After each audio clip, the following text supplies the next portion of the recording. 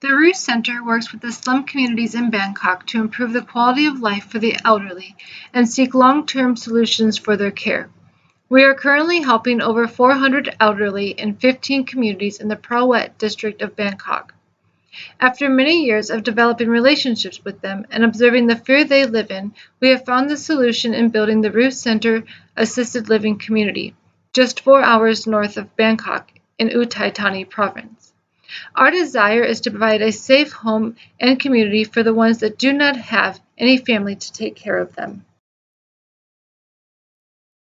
Currently, we have a temporary living community in the sub-district of Uthathani called Ban Rai. And in February 2020, the Ruth Center received the final financial support needed, which allowed us to purchase 86 rai, about 34 acres. In this moment, our dream of building the Ruth Center Assisted Living community suddenly became a reality.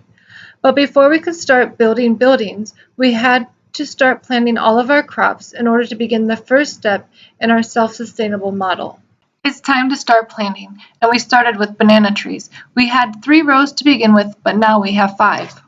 The majority of our crops will be cocoa trees, which we will harvest and be able to sell to make a profit. This profit will be used to support all projects and staff at the assisted living community.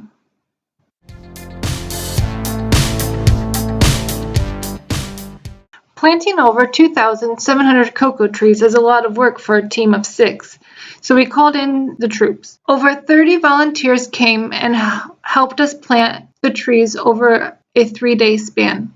While we didn't have all the trees planted before the teams left, they did help us tremendously by getting a good start.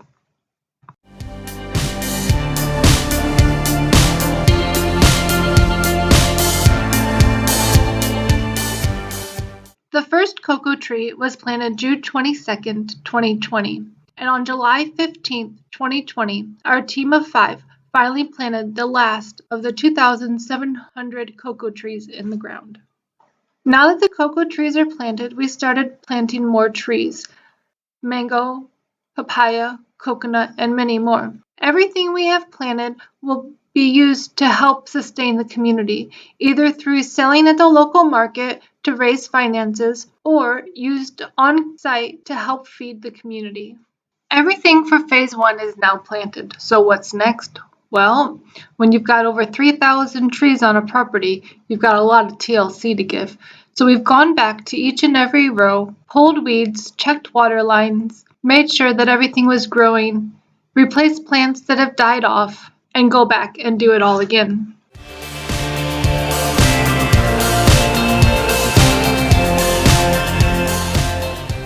Another source to help us be self-sustaining is we've stocked the pond full of fish.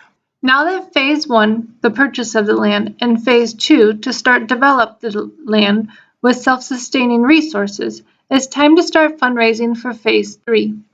Phase 3 will cost a little over $100,000 or 128,000 Canadian dollars or 3 million baht.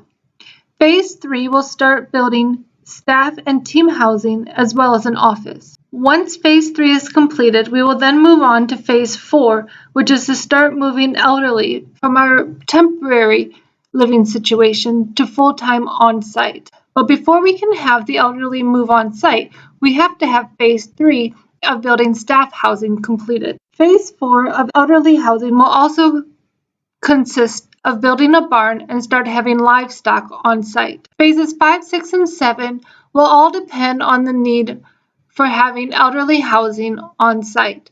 We will either then start raising more money to build more spaces for elderly housing, or start building the church, or build the medical facility. All of those ors will just depend on what God has for the future of our community. We thank you for your support and your prayers, and if you would like to get involved either financially or just be an advocate on our behalf, we would love to hear from you.